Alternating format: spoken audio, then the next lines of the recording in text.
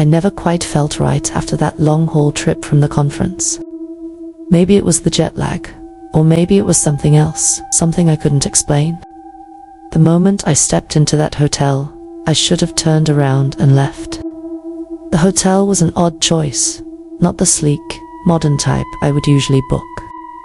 At such short notice, it's what my assistant booked for me. It had character, the kind travel blogs call charming, but felt more like tired in person. Faded carpets ran the length of narrow hallways, and the wallpaper peeled slightly at the corners. The air carried a faint scent of dust and something metallic, like old coins. The clerk had barely looked up when he handed me my key. "Room 327, he muttered, sliding the plastic keycard across the counter. The transaction was unremarkable, but I couldn't shake the strange feeling that settled over me as I turned toward the stairs. Typical, the lift would be out of service. I made my way up the creaking stairs, dragging my suitcase behind me. The third floor greeted me with a faint hum of fluorescent lights, the hallway stretching endlessly ahead. I found room 327, slipped the keycard into the lock, and pushed the door open. The numbers on the doors were uneven, some barely clinging to the wood, and others missing entirely. But halfway down, something caught my eye. A door slightly ajar, its dark interior beckoning like an unspoken invitation. I paused, my grip tightening on my suitcase. The door wasn't marked with a number. It shouldn't have mattered, but it did. The gaping blackness behind it seemed to ripple slightly, like heat waves on asphalt. "Hello," I called, my voice low and hesitant. No response. I glanced back down the hallway. It was empty, silent except for the faint hum of distant ventilation. Against every instinct screaming at me to keep walking, I stepped closer. The door creaked softly as I nudged it open, revealing a room bathed in muted, grayish light. At first glance, the room seemed ordinary, even comforting in its simplicity. A bed with a quilted coverlet, a writing desk, and a single wooden chair occupied the space. I tossed my suitcase onto the bed, but as I walked toward the window, something felt off. The air carried the same faint metallic scent from the lobby, and shadows stretched in ways that didn't align with the lighting. Yet, there wasn't a speck of dust to be seen. A black and white photograph hung on the wall above the bed, showing a man in an old-fashioned suit. His eyes seemed to follow me as I stepped inside. The air was colder here, biting and dry, and the faint metallic scent was stronger. I took another step, my shoes sinking slightly into the threadbare rug, and that's when I noticed it. The shadows didn't match the light. The desk cast a shadow toward the window, but the chair's shadow leaned in the opposite direction. I turned slowly, scanning the room, and felt the prickle of invisible eyes on the back of my neck. Later that night, restless and unable to sleep, I decided to step out for a breath of air. The hallway outside my door was unnervingly quiet, the flickering sconces casting strange, wavering shadows. As I walked, I noticed a door slightly ajar further down the corridor, its dark interior beckoning like an unspoken invitation.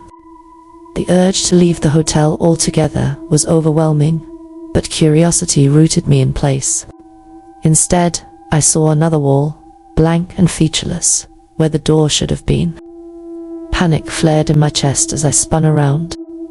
The room was still there, unchanging, except the photograph.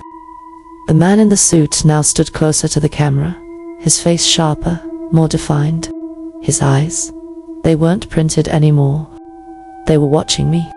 "No, no, no," I whispered, backing toward the desk. My fingers brushed something cold and hard. A small, leather-bound journal. The pages were yellowed, the ink faded, but one phrase repeated again and again. "Don't let it find you." The room seemed to shift, the walls pulsing slightly like a living thing. A low hum filled the air, growing louder with each passing second. Shadows flickered and stretched, creeping toward me like long, skeletal fingers. I grabbed the journal and ran to where the door had been, pounding against the wall with all my strength. "Let me out!" I screamed, my voice swallowed by the oppressive hum. The temperature plummeted. My breath came out in visible puffs as the shadows coiled around my ankles. Desperation fueled my strength as I clawed at the wall, my nails splintering against the peeling paint. And then, with a sound like a vacuum sealing, the wall gave way, and I fell forward into the hallway. I gasped for air, my heart pounding as I scrambled to my feet. The hallway was silent again, the flickering sconces casting faint light over the worn carpet. My knees buckled as I steadied myself against the wall, scanning for any sign of familiarity. Room 327 was just ahead, but the door looked different. The number plate was missing, and the wood appeared splintered, as if someone had forced it open. I stumbled toward it, gripping the cold doorknob with trembling hands. Inside, the room was a warped version of what I had left earlier. My belongings scattered, the bed unmade, and a single chair overturned in the corner. A knock at the door startled me, and when I turned back, the hallway outside had shifted again. Endless doors stretched into darkness, none of them bearing numbers. The air felt heavier now, pressing against my chest like a warning. Desperate, I clutched the journal tightly and pressed forward, hoping to find anything familiar. The walls seemed to pulse faintly, as though they were alive. At the end of the corridor, a door stood slightly ajar, light spilling out into the darkness. I hesitated, then pushed it open.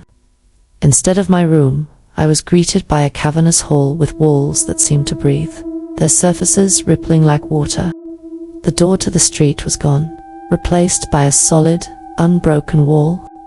I was trapped, the journal pulsing in my hand like a heartbeat. Determined to leave, I hurried back to room 327 to grab my belongings. The journal still clutched in my hand. I packed hastily, throwing clothes into my suitcase. My room felt colder than before, as if the very walls were closing in. As I reached for the handle, the air shifted again, and a faint sound, like whispering, echoed through the room. I need to check out," I stammered, feeling the weight of unseen eyes on me. I rushed down the stairs to the lobby, dragging my suitcase behind me. The front desk appeared empty at first, the faint sound of a ticking clock filling the cavernous silence. Then, the clerk emerged, his movements deliberate and unsettlingly slow. Panicked, I turned to leave, hoping to find the street, but the front doors were gone, replaced by a blank wall. The journal seemed to hum louder, vibrating in my hands, as the air around me grew colder. The lobby began to stretch, the walls receding into shadow. I stumbled back and found myself at the base of the stairs again, the ascent twisting into infinity. The dim lighting cast shadows that stretched unnaturally long, mocking my every step. "Can I help you?"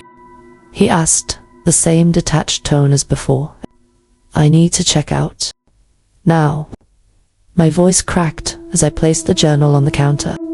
He didn't even glance at it. "Check out?" he repeated, tilting his head. "I'm sorry, but you haven't checked in yet." Panic surged through me. I wheeled my suitcase toward the front doors, but they wouldn't budge. Through the glass, I could see the bustling street outside, people walking. Cars passing, but none of them seemed to notice me pounding on the glass. The journal in my hand grew hotter, its hum vibrating up my arm. When I looked down, the words on the page had shifted. "It's not the room. It's the hotel. It found you."